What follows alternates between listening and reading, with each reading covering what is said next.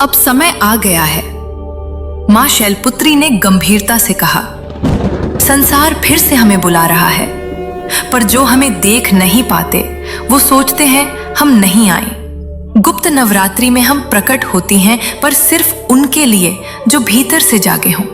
मां ब्रह्मचारिणी ने सिर झुकाकर कहा, जो मौन में बैठता है वो हमारी आवाज सुनता है।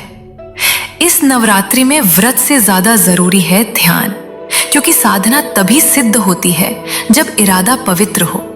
मां चंद्रघंटा ने कहा, कई साधक मेरी आराधना करते हैं, लेकिन डर उनके भीतर रहता है। मैं केवल उन्हें स्वीकारती हूं जो अपने भय को मेरी शक्ति से बदलना चाहते हैं, न कि छुपाना।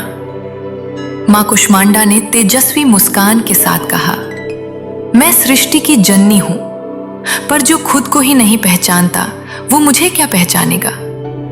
इस नवरात्रि जो भीतर की रचना समझेगा वही मेरी ऊर्जा को थाम सकेगा। मां स्कंदमाता बोली, मातृत्व कोई भाव नहीं, वो एक अवस्था है। जो मेरे नाम से जुड़ता है मैं उसे केवल संरक्षण नहीं देती, मैं उसके भीतर का लाचारपन खत्म करती हूँ। मां कात्यायनी ने स्पष्ट कहा, संकट तब तक बड़ा लगता है जब तक तुम मुझे नहीं पुकारते। मैं रास्ता दिखाती हूँ, लेकिन चाल तुम्हें खुद चलनी होगी। मां कालरात्रि की आंखों में तेज था। मेरे नाम से लोग डरते हैं, पर मैं डर खत्म करने आई हूं। इस गुप्त नवरात्रि में अगर किसी में साहस है मुझे रात्रि में पुकारने का, तो समझो अंधकार उससे पहले ही हार गया। मां महागौरी ने धीमे पर गहरे स्वर में कहा, लोग मेरे रूप को सुंदरता मानते हैं, पर असली सुंदरता तब आती है जब आत्मा साफ हो। मेरी पूजा बाहर नहीं भीतर से होनी चाहिए।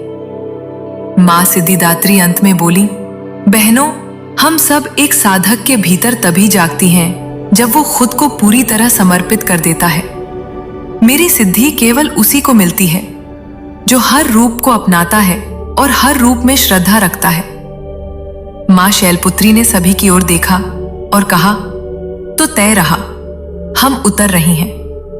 लेकिन इस बार वो ही हमें पाएगा जो ढोंग नहीं, भक्ति लेकर आएगा।